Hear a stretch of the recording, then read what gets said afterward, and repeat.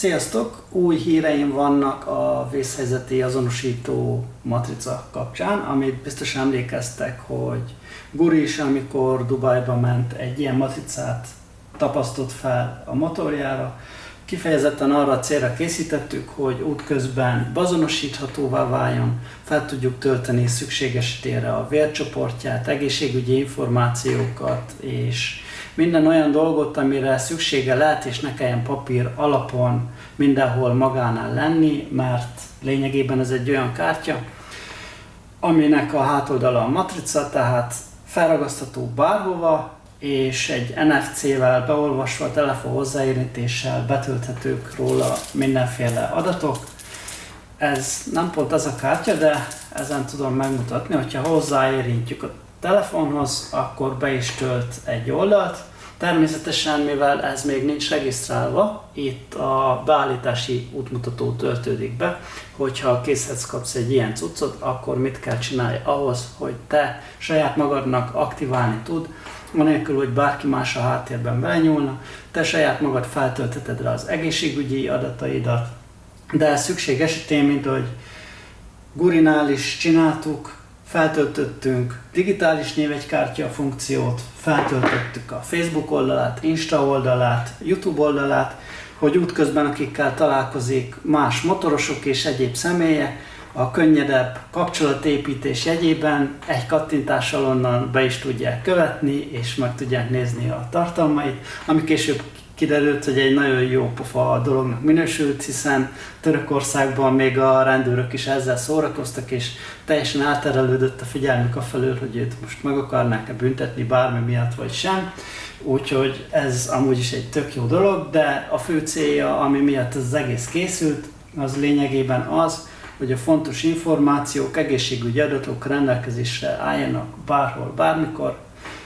A szoftverrel kész vagyunk közben, megcsináltuk úgy, hogy 11 nyelven elérhető, tehát Magyarországon kívül is bárhova, ha utazol, le fogják tudni olvasni akár arabul, akár románul, németül, angolul, stb. Jó, és ugye feltettem egy kérdést, hogy milyen verzió legyen, és a visszajelzésekre alapozva végül az lett, hogy szakítottunk az előzetes tervekkel, és nem is ilyen kártya alakú dolog lett, hanem egy négyzet alakú, ami sokkal egyszerűbben felragasztható akár a sisakra is, illetve egy sokkal láthatóbb színt adtunk neki ezzel a neonsárga, neonzöldes háttérrel. Így néz ki majd a kártya, QR kód, alatta van egy azonosító, ha készhez kapjátok a kártyát, akkor saját magatoknak be tudjátok regisztrálni a weboldalon. Ja igen, és amit még itt elfelejtettem, hogy rendeléskor a termék oldalon kiválasztható, természetesen ez nem csak angol, magyarul is tudjátok nézni, ha úgy szeretnétek, kiválasztható, hogy ezeket az adatokat ti magatoknak töltitek fel, vagy ha úgy érzitek, hogy nem vagytok azok a technikai beállítottságúak, vagy nem szeretnétek ilyennel foglalkozni, akkor kiválasztható egy minimális felár ellenében, hogy én, vagy aki a háttérben üzemelteti nálunk éppen ezt a rendszert az ügyfélszolgálaton, ő be tudja állítani a ti adataitokat, anélkül, hogy regisztrálni kellene nektek, vagy bármi ilyesmi, megadjátok, hogy miket töltsünk fel rá, és mi feltöltjük azokat az adatokat. A terméknek, az azonosító matricának nem szükséges nálunk lenni, az online rendszerben minden automatikusan befrissül, és hogyha készhez kaptátok a kártyát, akkor egy gyors regisztráció után, ha beléptek a rendszerbe, akkor a következő felületet fogjátok látni. Itt van egy Smart Card Editor nevezetű gomb, amire ha rákattintotok, akkor be fog töltődni az a felület, ahol mindenféle adatokat megadhattok magatokról. Nézzük, ez az a felület. Itt meg kell adni első regisztráció után a terméken lévő azonosítót, ami általában a QR kód alatt szerepel, mint ebben az esetben is fog. Utána rákattintatok, hogy Activate ID, és bekerül a listában. Ha kész az aktiválás, utána még a Product Type-nál ki kell választanatok, hogy Smart ID SOS zárójelben.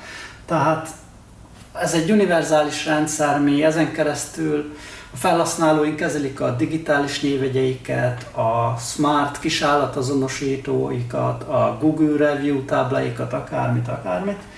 És itt kapott helyet egy újabb funkcióként ez a fejlesztés, hogy Smart ID, ahol már előre le vannak generálva olyan funkciók, amiket neked csak ki kell tölteni. Az egy dolog, hogy fel tudsz magadnak képet tölteni, beírod a neved, titulus, amit szeretnél, és a Medical Info-ra kattintva, akkor itt le is nyílik egy ilyen adatmező, ahol kitöltöd a születési dátum, méret, súly, stb.